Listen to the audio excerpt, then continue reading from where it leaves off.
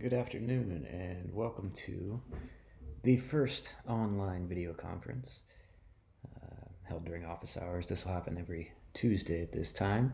We'll start off in these video conferences, and I'll usually do a little bit of lecture over the material before we move on to some open forum with questions and answers from you guys. And then once the video conference concludes, we will go to the chat feature if you want to continue participating in on the online office hours.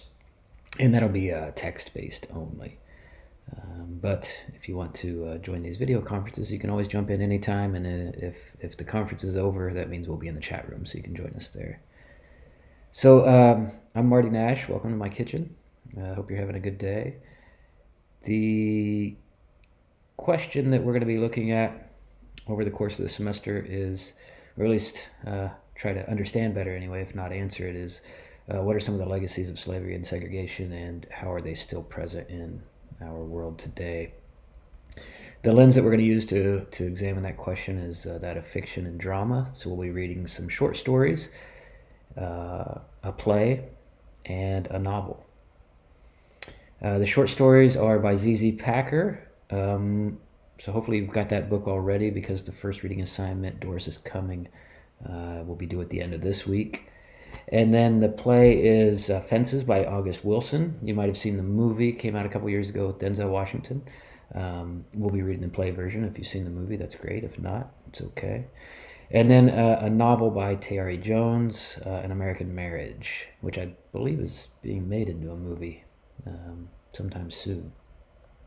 So we're going to look at those legacies on a personal level, as exhibited by the characters in those works, and as an extension of those characters,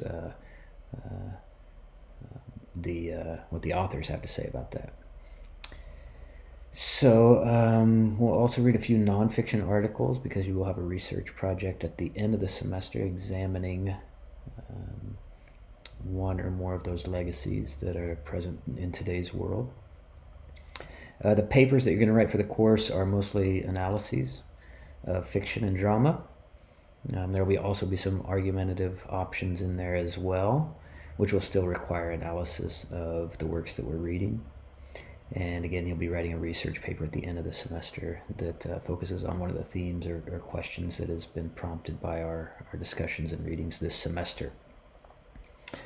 So that's kind of a brief overview. There's more information on the course homepage in Canvas, so be sure to check that out. Always go to the course homepage on Mondays. That's when it's reset, and it'll have the overview for that week's assignments and content, as well as the assignments themselves. So be sure you don't just rely on the to-do list or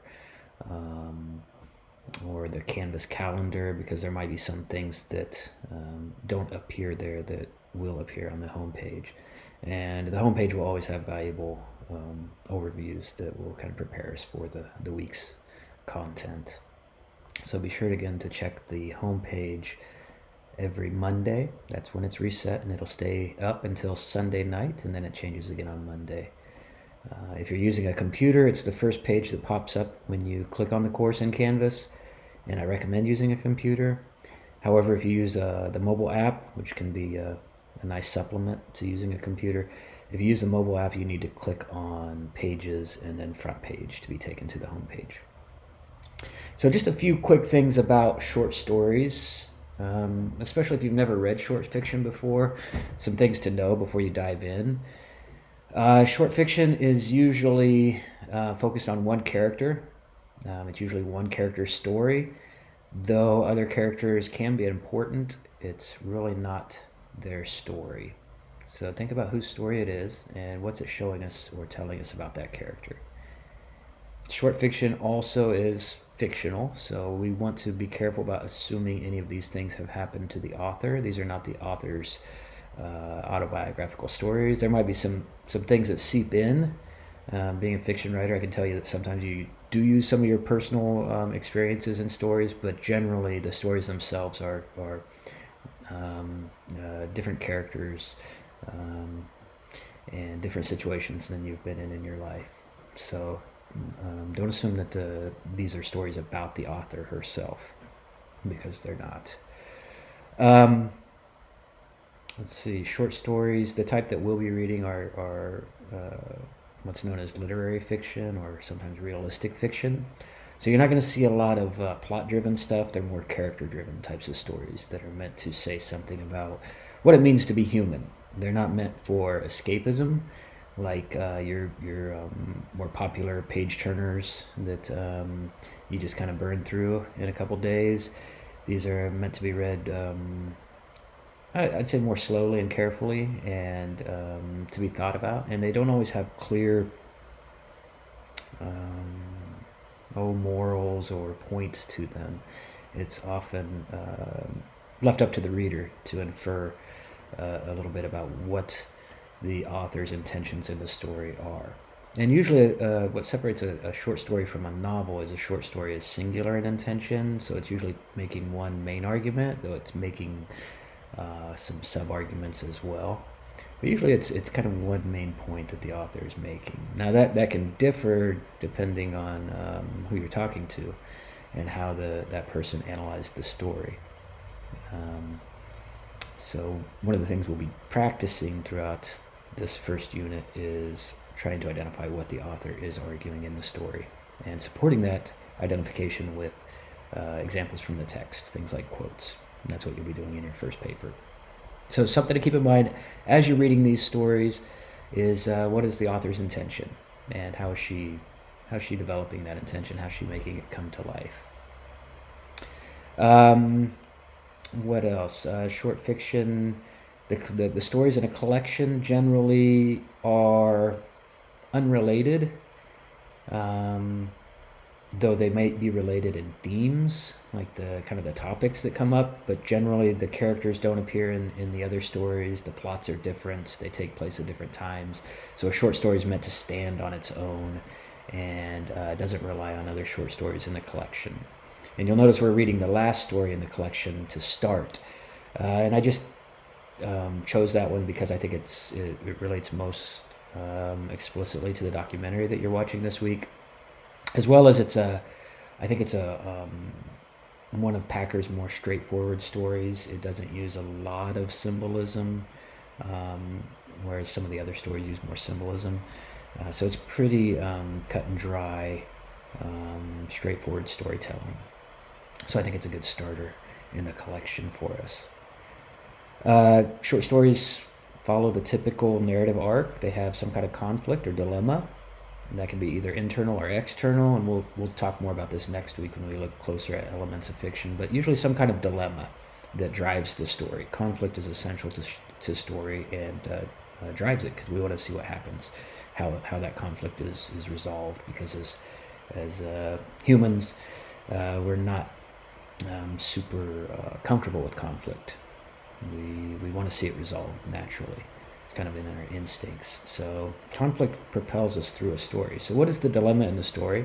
Is it something internal that a character is dealing with, or is it something external that a character is facing? Or is it more than one conflict? Sometimes that's the case. But generally there's one main conflict. And then we have tension or rising action that leads to some kind of climax, where those forces that are at work against each other in the conflict, eventually one overtakes another.